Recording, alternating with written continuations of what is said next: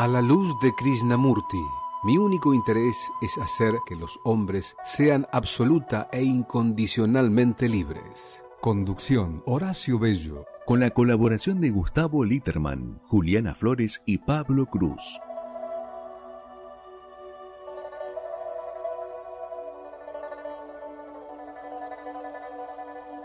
Buenas noches. Estamos empezando el segundo semestre del año y vamos a cambiar el lema pese a mi tendencia a acostumbrarme a las repeticiones. No me esperaba tal cambio. Este es un nuevo programa de La Luz de Krishnamurti en el segundo semestre del 2025. Hoy lo empezamos. ¿Qué tal, Pablo? ¿Cómo andás? ¿Qué tal? Muy contento de volver y que por fin estamos todos juntos. No, nos falta el hombre invisible. Bueno, pero el hombre invisible siempre está.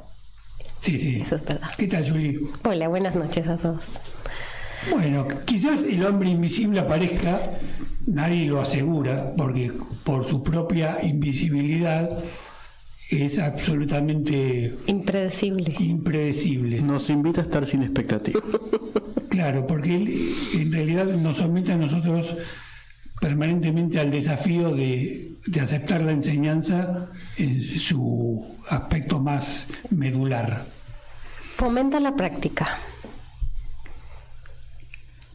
Hoy vamos a tratar un tema que confieso tenía bastante reticencia en incorporar. ¿Por qué?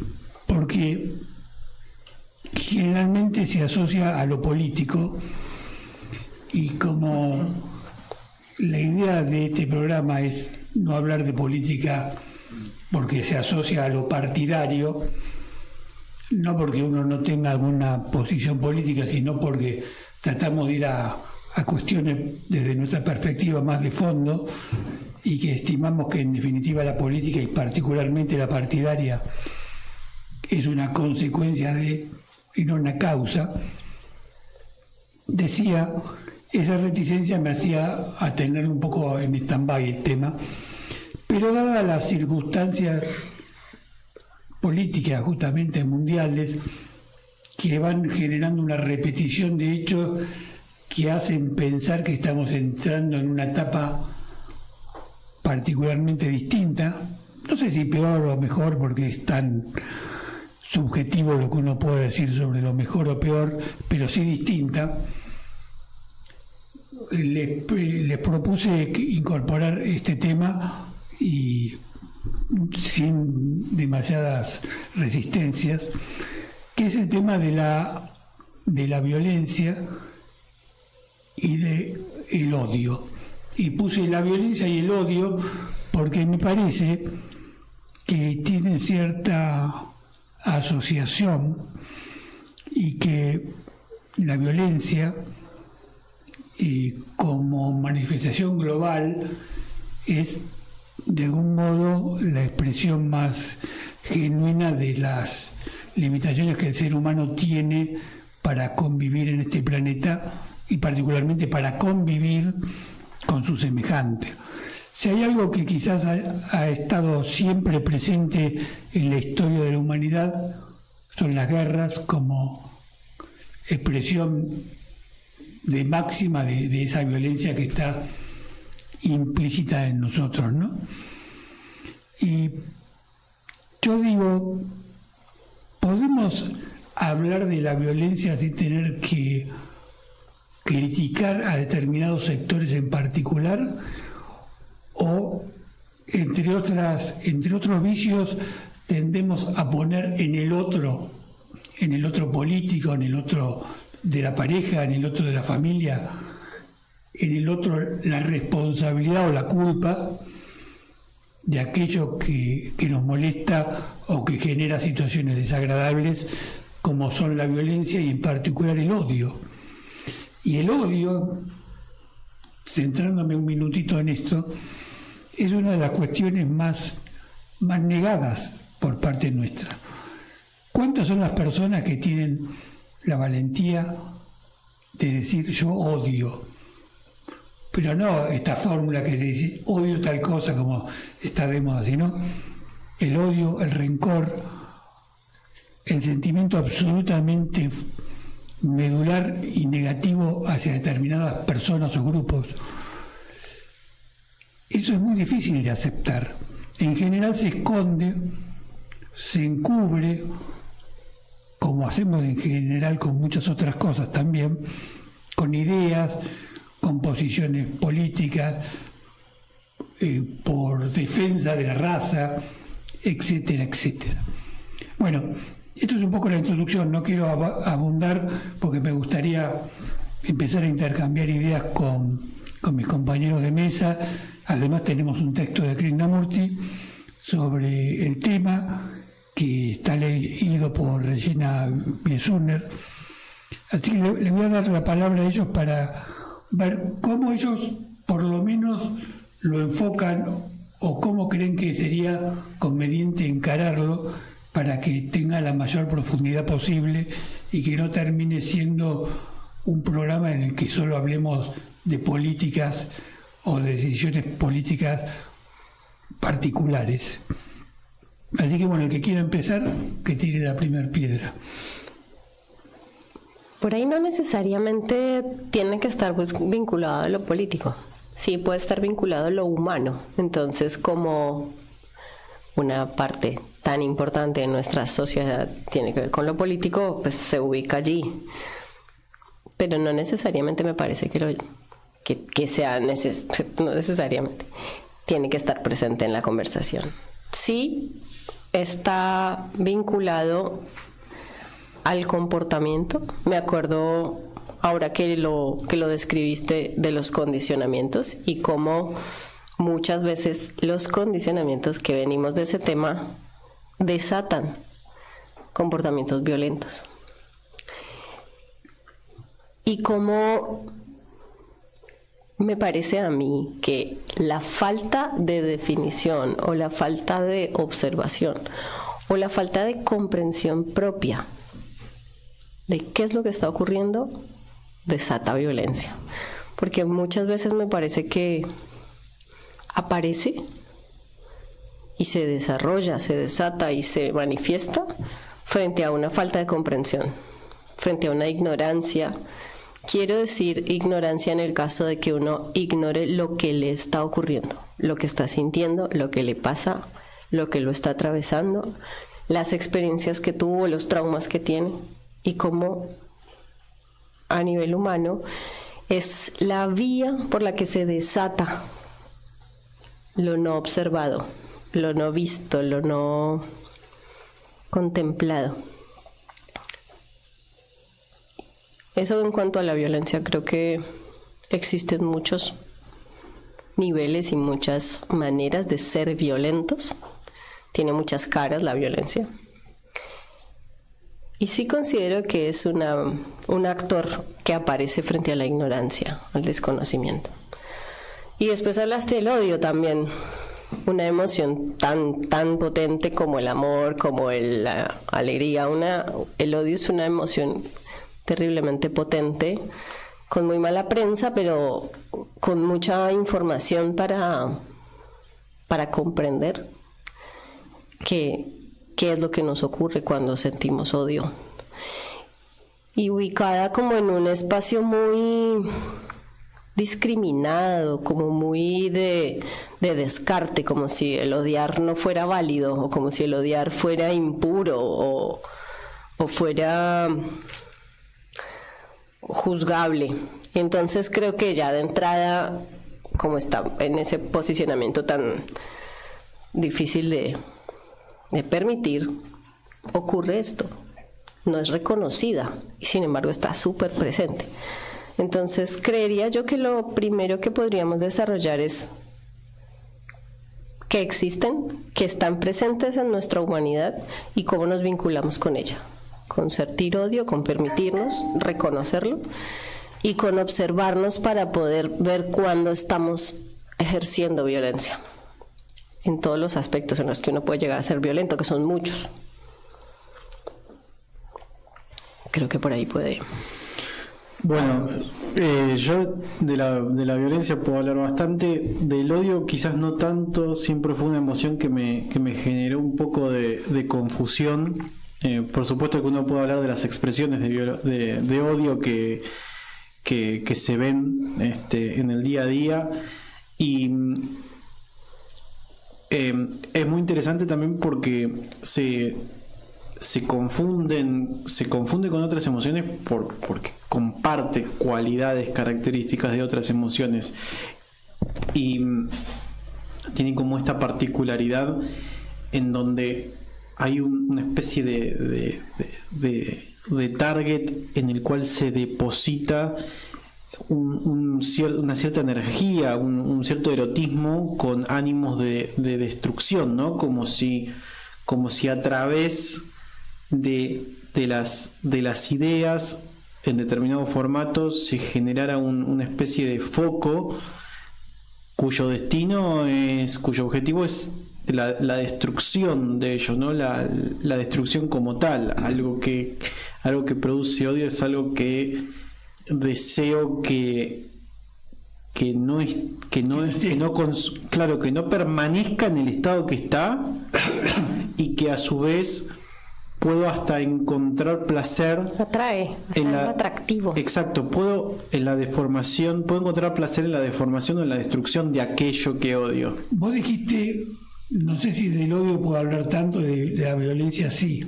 Dijiste una diferenciación. Bueno, lo que pasa es que la violencia tiene tantas expresiones y es disparada por tantas cosas que, por lo menos desde mi perspectiva, es más común, es más asidua. Y está más presente en la vida diaria, quizás. Se apagó, ¿no? Ya Ahí está. Claro, está más presente, y eso hace que quizás estemos más acostumbrados, ¿no? Estamos entrando en una etapa de la sociedad en donde hay una especie de acuerdo tácito en donde la violencia física tiene cada día menos lugar. No así con los otros tipos de violencia, que todavía están en un gran veremos, ¿no? Hoy sabemos que la violencia física, hoy sabemos que pegarle al otro está mal. Eso es algo que poco se discute. Pero hay tantas formas de violencia, y algunas son más sutiles, que no están ni siquiera puestas sobre la mesa. Pero quizás no hay un poco de hipocresía en esta fórmula formal, porque si bien es cierto lo que decís, porque existen normas que se sancionaron para evitar la violencia, el femicidio, bla bla, la realidad es que vivimos en una sociedad violenta. Sí. Entonces, ¿ese acuerdo es un acuerdo o es una especie de pantalla que hemos montado porque hay una corriente que lo impone, y que dentro de nuestras hipocresías está la de sancionar normas para ocultar lo que se mantiene? Un poco y un poco, hay mucho de lo que decís en eso. Sin embargo, también tenemos que decir que nuestra forma de arreglar problemas, entre muchas comillas, es ponerle un obstáculo al problema. A nivel sociedad nunca vamos a la raíz de nada, nunca trabajamos en que se disuelvan las cosas de raíz. Lo único que hacemos es ponerle trabas y trabas y trabas y trabas, de la misma forma que le ponemos rejas a una cárcel para que el criminal no salga. Claro. No arreglamos al criminal, solo le ponemos obstáculos para que no se pueda desenvolver. Y creo que ese es un excelente ejemplo de todo lo que hacemos, porque no hacemos otra cosa como sociedad que eso, que ponerle trabas. Y quizás a nivel normativo general no hay mucho más que hacer. Quizás el otro trabajo de fondo hay que hacerlo en otro plano, ¿no? Pero es un fiel reflejo de lo que hacemos en lo personal, porque también ponemos máscaras. No vamos al fondo de lo que nos ocurre, sino que ponemos máscaras. Entonces es como también un reflejo de lo que hacemos. Nunca vamos a la raíz de por qué estamos enojados. Solamente lo trabajamos para aprender a sonreír aunque estemos enojados. Entonces está muy de moda el control de las emociones. Cuando dices lo del odio, me llama la atención porque me pregunto si tiene que ver lo que dijiste hace un rato, de que reconoces más fácil o puedes hablar más de la violencia que el odio.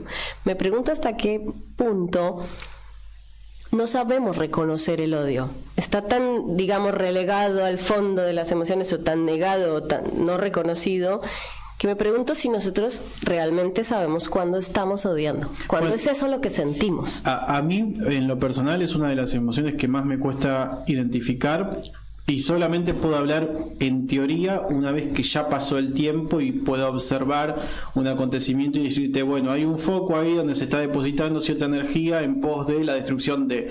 O se está generando una especie de perversión en donde se obtiene placer a través de la progresiva destrucción o deformación de la cosa. Pero no solamente hay placer, a veces hay sufrimiento con el odio, ¿no?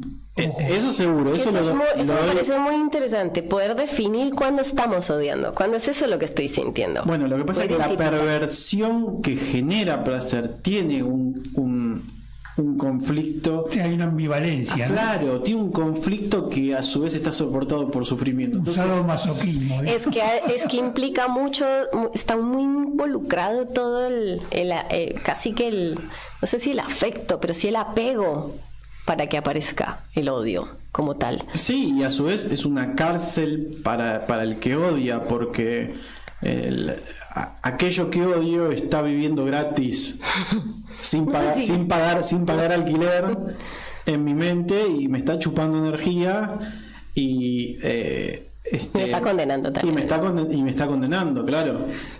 Sí, el odio tiene una particularidad además, que en la mayoría de los casos, no en todos, pero en la mayoría de los casos, está escondido detrás de otras conductas, lo que hace que aquel que padece el odio, es decir, que sufre las consecuencias del que odia, en general lo toma de sorpresa, porque no puede detectar el mecanismo que lleva al odiador a hacer lo que hace. Y en esa sorpresa es cuando entra en un estado de desesperación, de angustia y de impotencia. Yo puedo hablar, digamos, testimonio de dos cosas. Una, con total autenticidad, que creo que felizmente no odio, pero no porque sea una virtud, sino porque quizás en la vida las cosas se me dieron como para que el odio no se estableciera en mí. Pero por otro lado, esa ausencia de odio en mi interior me ha llevado a demasiadas sorpresas con muchas personas, hasta que uno, por la experiencia y por la madurez, fue tomándole un poco el ritmo a aquellos que odian y qué mecanismos tienen los odiadores. Pero hasta que vos no padeces al odiador, no entendés la lógica, si la tiene, de la conducta del odiador. En general, el que padece el odio se encuentra ante una sorpresa de conductas que no tienen lógica y que solo tienen un código secreto que solo el odiador conoce. Claro, es que para mí el truco está ahí, en que como no tiene lógica, la lógica es arbitraria. Claro. Entonces puede tomar cualquier forma de lógica. Porque como las reglas en las que se establece son arbitrarias, puede armar cualquier lógica en cualquier dirección. En realidad, en general no tiene lógica porque está movido por la emoción. El odio es un aspecto violento de la emocionalidad. Entonces la lógica en general no está presente. Quizás haya una lógica en la conducta del odiador, porque tiende a repetir las conductas y en esa repetición tiene una lógica de comportamiento, pero que en general no tiene una lógica de cómo se fue estableciendo en el interior, ¿no? No siempre se siente por un otro, a veces se siente por uno mismo. Bueno, eso. Que ese es bastante complejo de descifrar y luego de sanar, porque es muy hábil para esconderse. Pero el nivel de daño que autoinflige es tremendo. Sí. Es tremendo. Sí. Y es visceral. Sí, primero por eso digo que se compromete tanto el ser ahí. Es decir, es difícil, cuando hablaba de que en general uno lo ve en los demás, es difícil que venga uno, se sienta acá y diga, yo odio, la verdad que odio. Claro. Y es obvio que hay muchos más odiadores de lo que la prensa podría decir, porque Tiene mala prensa, lo digo. si no, el mundo sería mucho más lindo, ¿no? Ahí se produce una especie de dicotomía igual, porque la trampa está en que si yo tengo un momento de lucidez en la que me doy cuenta que odio, automáticamente empiezo como a hacer un proceso en donde De curación. sí, claro. o aunque sea parcial. O Y es- de intento, por lo menos. Claro. que es inevitable. Entonces hay una dicotomía ahí. Claro, porque el odio en general tiene un elemento de inconsciencia profundo. La ceguera tiene que estar Claro, tiene porque que si estar no, no se puede mantener en patente el ahí. tiempo, porque, como decíamos antes, el que tiene odio también padece el odio. Claro. Entonces, si fuese inteligente, podría autosanarse. Y lo padece de una forma tremenda, por eso a mí siempre me resultó muy interesante, porque es tanto el efecto físico, el daño físico que genera el odio, que siempre me resultó admirable aquellas personas que pueden mantener el odio en el tiempo, porque tenés que tener un físico privilegiado. Tenés que tener un físico, pero más allá del chiste, tenés Pero que tener un consume físico, también, consume la energía y la vitalidad. todo lo que quiera, Niveles. pero es realmente... Es mucha adrenalina, pero siempre que hay mucha adrenalina, el cuerpo también te pasa la factura tarde Por o eso lo temprano. digo. Sí. Pero hay casos que le han durado décadas y décadas, es increíble. Sí, sí. Bueno, Ahí porque igual- la adrenalina es una droga. Sí. Sí, perdón. hay estados físicos también sostenidos en el tiempo que te ayudan a bancar. Tal cual. Pero bueno, siempre me resultó un poco admirable porque digo, wow, si fuéramos un poco más débiles sería todo más fácil. Es que pensándolo de alguna manera, no sé si tal vez más pragmática, un odio bien administrado, digamos, gestionado, sirve como motor, sirve como impulso y también debe retroalimentar. Entonces, en una de esas lo que también pasa es que no consume, sino que alimenta. También. Peligroso, muy Sí. peligroso, pero es una emoción, al fin es energía. Gustavo Claro, ahorita nos como diría, diría Gustavo, es una claro, energía. es una energía, hay que estudiar. Entonces me alimento de ella y Y es verdad que hay mucho de eso porque hay mucho coaching que enseña a administrar todo eso. Entonces sí es cierto que eso Sí. se da. es una cuestión de gestión. Es igual que el que se enamora ciegamente o se enamora con un poco más de Sí. como lucidez. No sé si es Bueno. conciencia. Falta la pata esa del odio y el amor, ¿no? Que es un tema muy complejo. No son por Pero eso. vamos a hacer un impasse tratando de escuchar a Krishnamurti, que creo que en este texto que nos lee Regina Biesuner se centra en la violencia, aunque creo también, por lo que recuerdo, roza la cuestión del odio. Así que lo vamos a escuchar y luego volvemos. Gracias, Sebastián. Libérese del pasado, publicado el 2 de diciembre de 2012.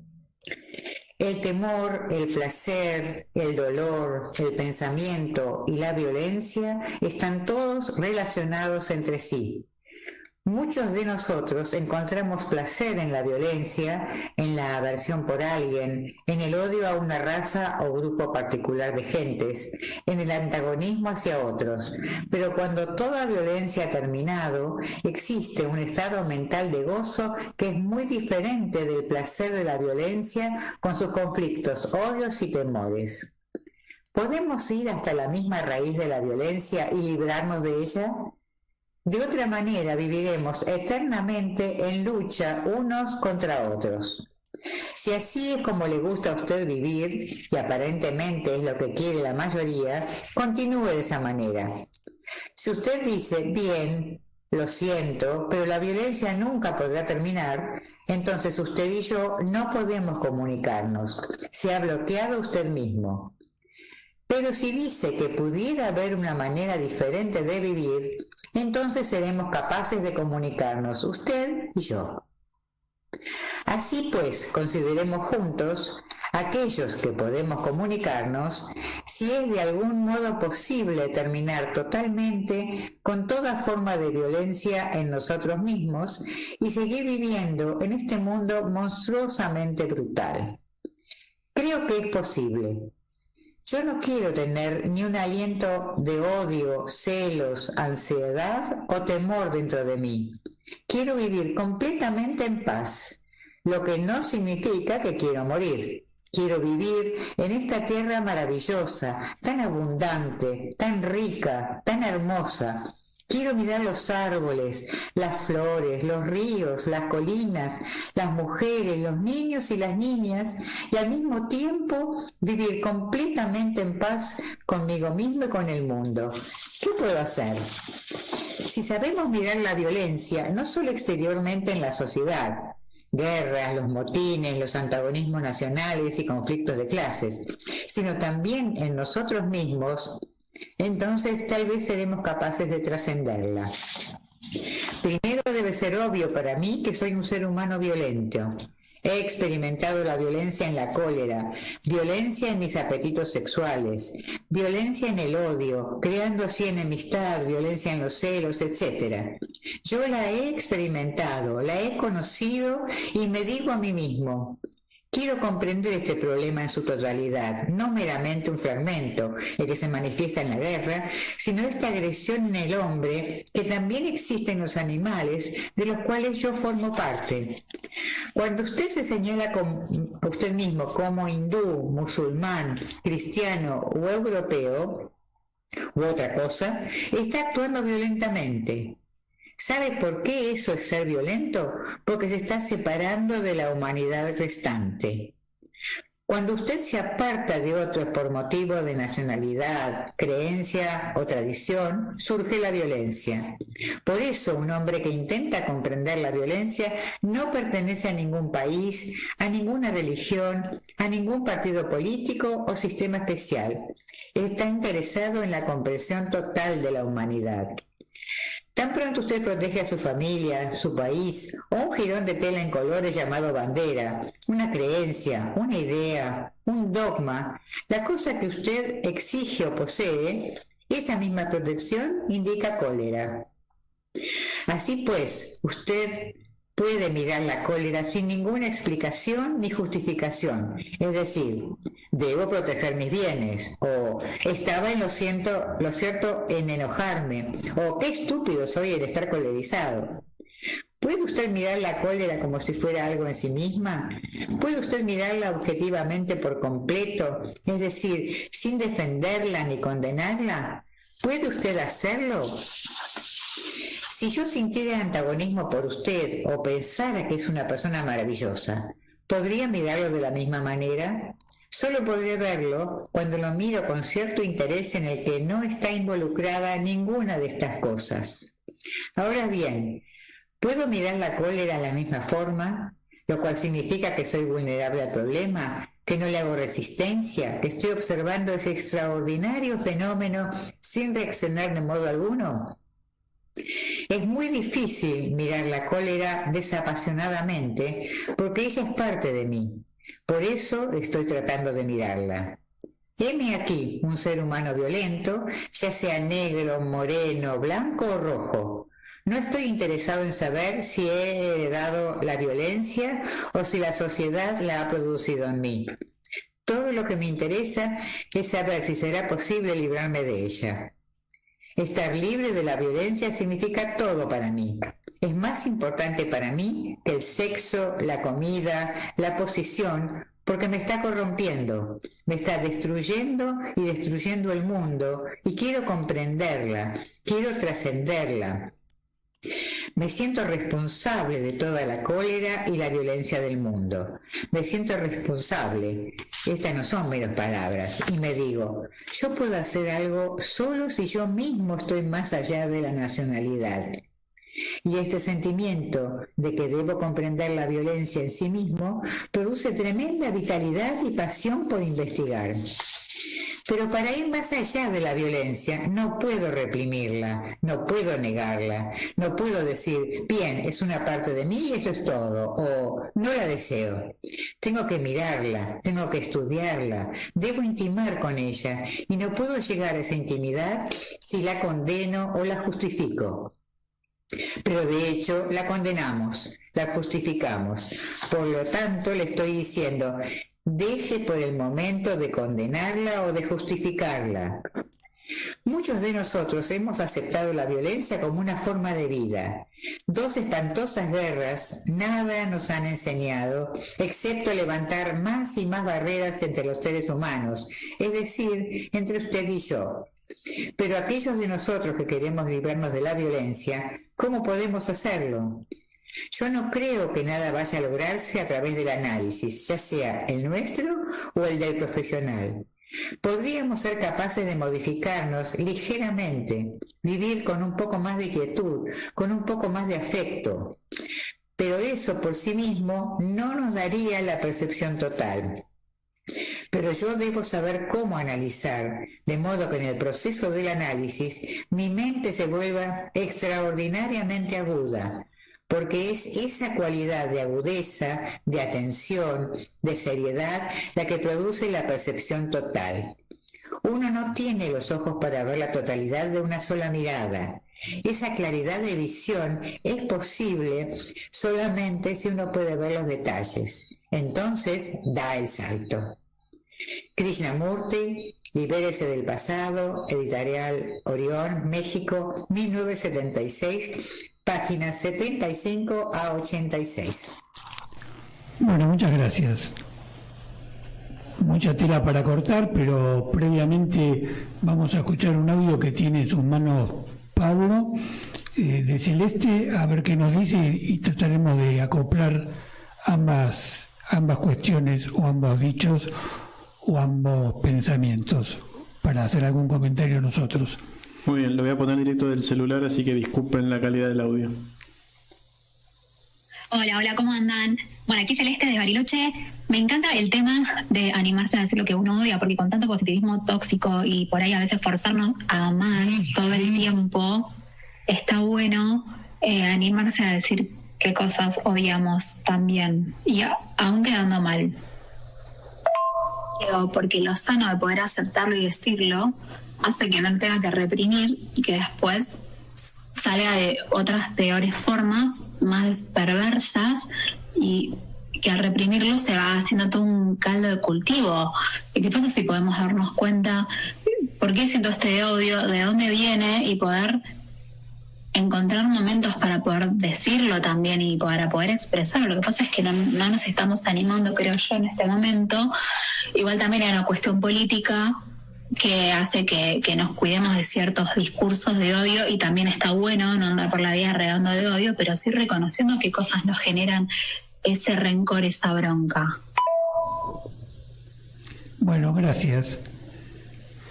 Seguramente tiene bastante relación con lo que Krishnamurti nos estuvo diciendo, lo que dice Celeste, y creo que también, un poco para atar lo que dice Celeste con la cuestión del odio y lo que dijo Juliana, que dijo, si no recuerdo mal, más o menos, que el problema es que como tiene mala prensa el odio, la gente trata de no decirlo, de no confesarlo, porque en realidad hay un cartel moral que es nocivo, justamente por ser un cartel, como para que cada uno de nosotros pueda procesar sin juzgar aquello que le ocurre, ¿no?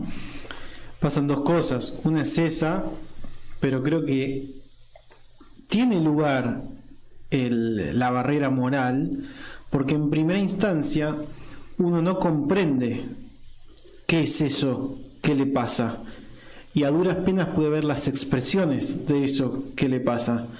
Entonces, dentro de una ceguera completa y una especie de traba externa por la sociedad, puesta por la sociedad, por el sistema en el que uno vive, se produce esta especie de negación. Pero hay un efecto muy particular del que me acabo de dar cuenta. Hay mucho prejuicio también con el hecho de odiar. Como que está mal visto odiar.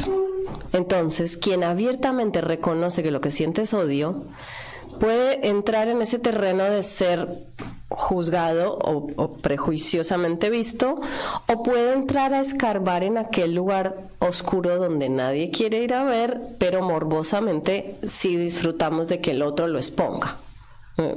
Sí. ¿sí? Entonces acabo de ver que también es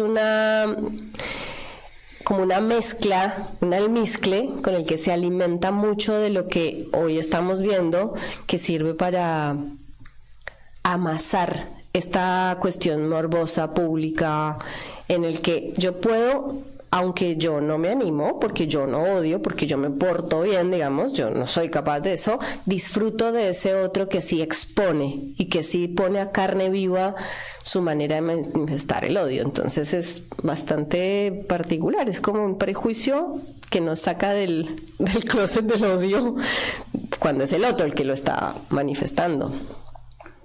Sí, y yo lo asocio con lo que dice Krishnamurti en el texto, referido a que en general no lo vemos. Exacto. Y el desafío es verlo, quizás como el primer paso para intentar sanarlo. Si yo no lo veo, es imposible que lo pueda sanar, y por lo tanto volvemos a lo de siempre. La observación, la comprensión, el no juzgar, es todo un trabajo de toda la vida, ¿no? A mí me gustaría en los últimos minutos centrarnos un poco en el tema de la violencia, que es indudable que es una consecuencia directa o indirectamente del odio, porque cuando uno tiene como corolario la violencia, que es la acción violenta hacia los demás, es porque tiene que haber habido un caldo de cultivo previo para que derive en aquello. Pero creo que no solamente el odio es el padre o la madre de la violencia, sino que, y ahí entraríamos en otro terreno, muchas veces las ideas son los que derivan en violencia. Y ahí es cuando entramos en un terreno quizás un poco más amplio, que tiene que ver con cómo vamos construyendo la visión de la vida y cómo vamos construyendo la idea de lo que debería ser correcto en nuestra vida y en la vida de nuestra comunidad. Y a partir de ahí, como una especie de proceso diabólico, con perdón Satanás, terminamos en violencia. Y voy a dar un ejemplo. Si yo creo que mi religión es la salvación del mundo y que tengo que tratar de que todos sigan a mi religión, no voy a decir ninguna en particular para que nadie se ofenda, que mi religión es lo que va a permitir al ser humano salvarse, cualquier camino que tome para que mi semejante trate de entrar en ese cielo que yo creo que comparto con otros, cualquier camino que tome, repito, va a ser válido. Incluso eliminar aquel que está obstruyendo el acceso de otros a ese mundo. Y eso ocurre, por ejemplo, también, y eso lo vamos a ver con más claridad porque es cotidiano, en la política. Si yo creo que mi planteo político es el sumum, que mi planteo político es el bien, y todo lo que esté en contra de mi planteo político es el mal, cualquier acción la voy a tener validada moralmente. Entonces, ahí entramos en un terreno muy complejo que se vincula a cómo la violencia termina siendo la construcción de las ideas, cómo las ideas derivan en violencia, y me gustaría cambiar justamente ideas con ustedes sobre este aspecto de la violencia que no está siempre vinculado al odio, aunque es primo hermano, ¿no? Yo creo que lo expusiste muy bien, y un poco está la respuesta en la pregunta, porque si tus ideas son las del bien y las del otro son las del mal, pero el otro piensa al revés, por más que uno de los dos como mínimo esté equivocado, llama a relucir la arbitrariedad y lo atado con alambre que están estas ideas, ¿no? Y lo poco atemporales que son, la cantidad de contexto particular que necesitan para considerarse válidas. y lo cual habla de una debilidad, de un simbólico castillo de naipes que con el más mínimo soplido, que son los cuestionamientos, se caen, ¿no? Entonces es muy interesante el esfuerzo, y esto es un poquito un paréntesis que hago, el esfuerzo que uno tiene que hacer y la energía que tiene que invertir para no cuestionarse aquello que tan fácil se puede caer. Claro. ¿Cuándo es violencia y cuándo no? Me parece que hay algo importantísimo en poder Es detectar. una buena pregunta, como dicen los periodistas. Es el cuándo me parece muy importante, porque cuando uno nombra la violencia suele el foco irse al golpe o a la guerra, y a mí me parece que cotidianamente somos testigos y compartimos y participamos de actos y hechos muy violentos a los que simplemente nos acostumbramos. Bueno, pero el golpe y la guerra son derivación de aquello a lo que nos acostumbramos. No digo que no, digo que son parte. Y lo que hicimos fue como ponerlo como algo aislado que ocurre en ciertas ocasiones. Pero hay lenguaje que es absolutamente violento. Hay acciones que son comportamientos que son intrafamiliares en los hogares, en las escuelas, en los semáforos. Nos parece terriblemente violento una expresión o un golpe, pero no nos parece terriblemente violento un niño en un tren pidiendo dinero. Ahí te das cuenta cómo la expresión de la cosa es más importante que la cosa. Claro, claro. Sí, hay muchas formas de violencia, como dice Julie. La ironía a veces es violenta, la soberbia es violencia, el hecho de ignorar al otro es un acto de violencia, el no escuchar es un acto de violencia. Creo que hay muchas violencias muy particulares. Es muy interesante lo que dice y creo que daría lugar a un programa en el que desarrolláramos la violencia en todas sus gamas. Pero yo reitero, no existiría la violencia estereotipada de la guerra si no existirían todas estas violencias. Porque si realmente nosotros nos respetáramos como seres humanos... Claro, se para el carro antes. Es decir, sería inimaginable la guerra. Es que escuchamos recién a Celeste decirlo. Si yo no tengo una percepción de lo que me está pasando, se está armando ahí adentro una amalgama gigante que luego se va a desatar, como el concebido se desata Troya, porque no tenemos un registro de lo que está pasando. Y luego simplemente es como un vómito nefasto de daño y dolor y de repliegue de todo lo que ya estaba ahí cocinándose, y cuando sale rompe todo. Claro. Entonces muchas veces al exponerse en la emoción, entonces es violento, pero antes no estaba, y antes estaba siendo absolutamente violento a nivel interno, seguro, que no estaba a la vista. Seguro. Bueno, vamos a escuchar un poquito de música para tomarnos un descanso de este programa tan violento y volvemos en un par de minutos.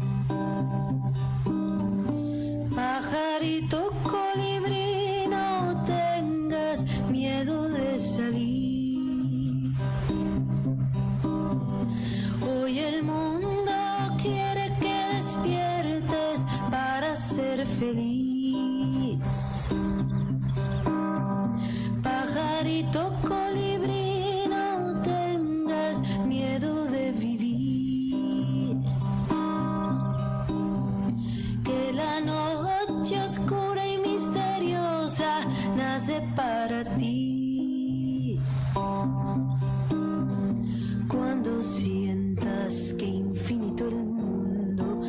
abre ante tus alas, dentro de tu pecho, pierdas el aliento, pídele al cielo que te haga volar.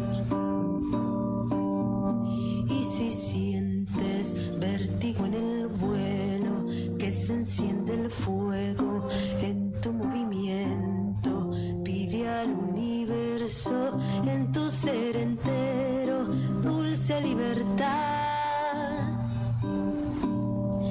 Todo va a estar bien, pajarito colibrí, ya no tengas miedo de vivir. Todo va a estar bien, pajarito colibrí, tú llegaste al mundo para ser feliz.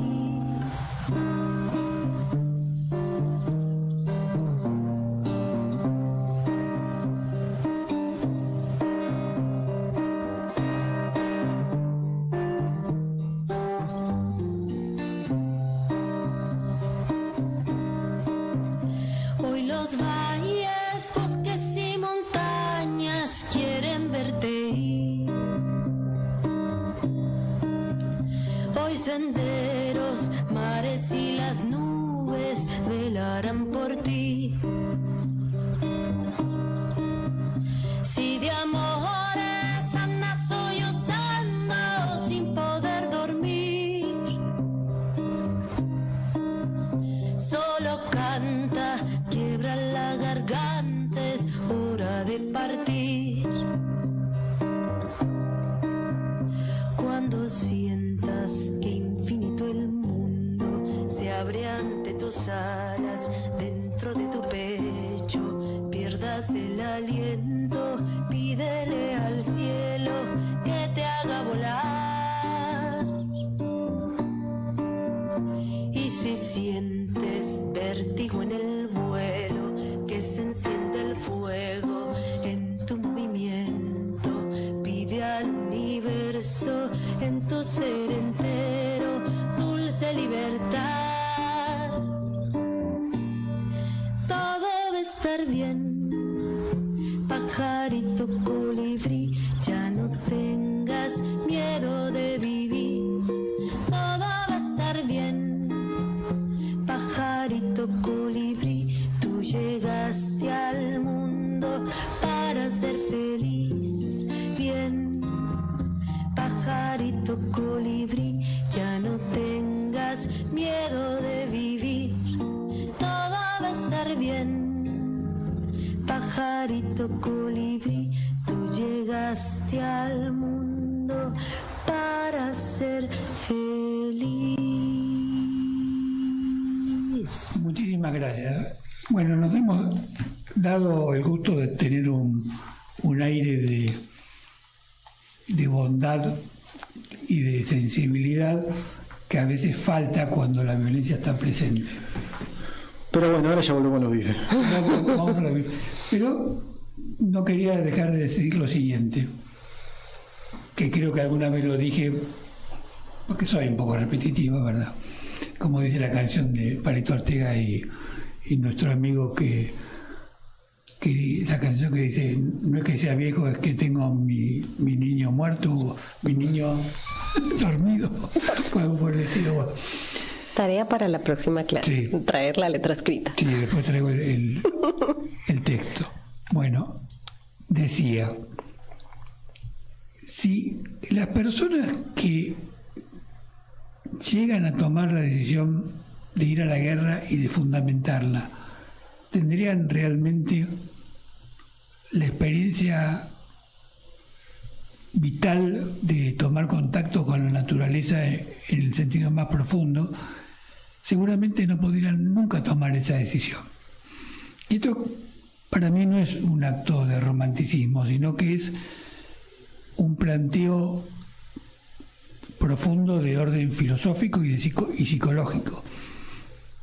Las personas que odian, las personas que solo se enamoran de las ideas, es porque viven en el pequeño círculo de lo antropocéntrico. La posibilidad que tenemos todos de salir de ese mirarse el ombligo es realmente una ventana a otra vida. Y no es una decisión moral, reitero, es algo que te ocurre como casi automáticamente. Es decir, cuando realmente salís de lo meramente antropocéntrico, la visión que tenés de la vida es tan revolucionaria que la violencia política, por ejemplo, y la guerra como consecuencia de esa violencia política es como imposible de imaginar. Yo hoy igual pensaría que podemos verlo también de una manera más actual como un negocio a la guerra, porque podemos entender que ideologías y defensas de opinión han llevado a la humanidad a someterse a procesos de violencia extrema, y eso lo sabemos, y ha causado estragos en nuestra historia como humanidad. Pero con la tecnología que tenemos en el presente, yo considero que lo que sostiene la guerra, lo que llamamos guerra hoy, es la avaricia, mucho más allá de lo que pudiera ser el odio o la ideología.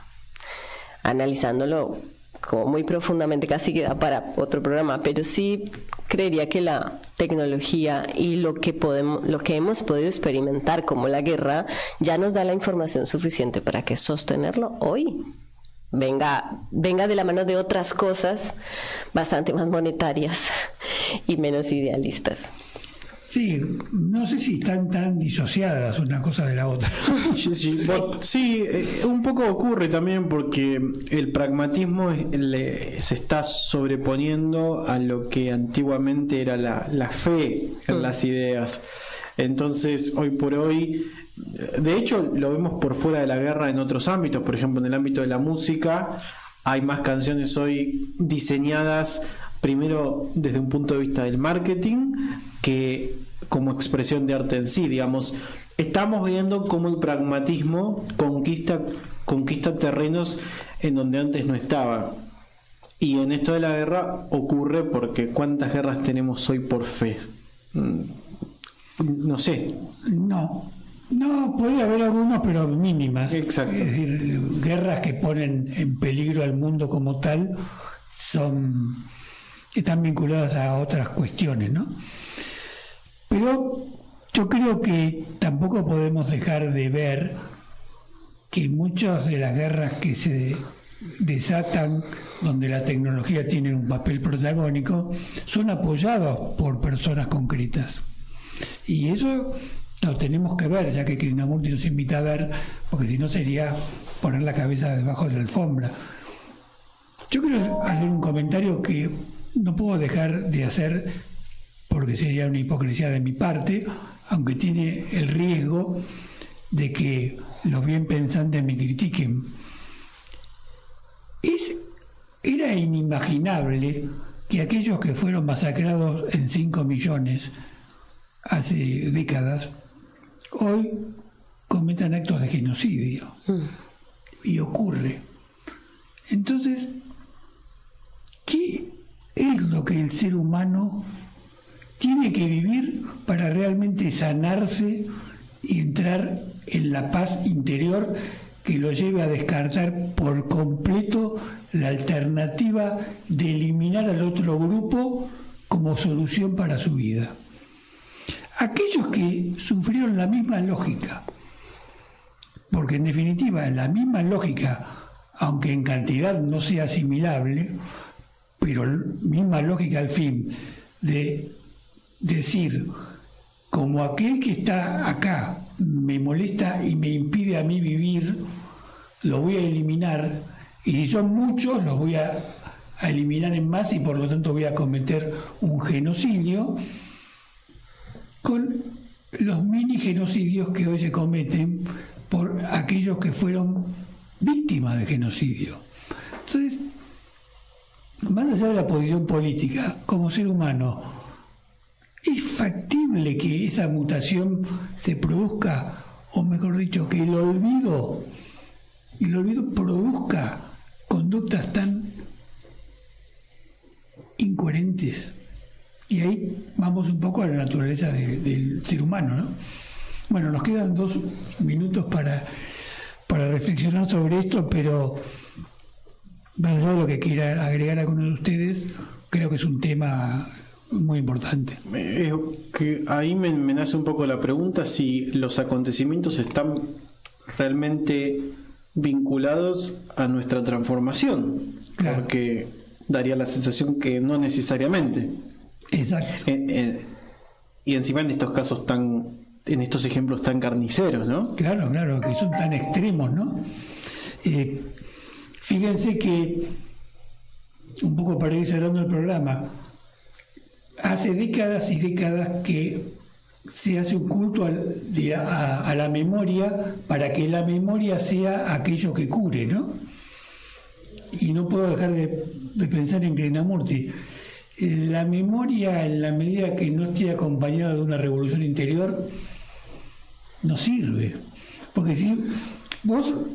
Y eso ocurre, por ejemplo, en nuestro país también, porque no puedo dejar de hablar que la memoria para recordar a los desaparecidos no es suficiente en este momento para que no haya gente que reivindica la violencia contra determinados sectores como un mecanismo de decisión política, ¿no?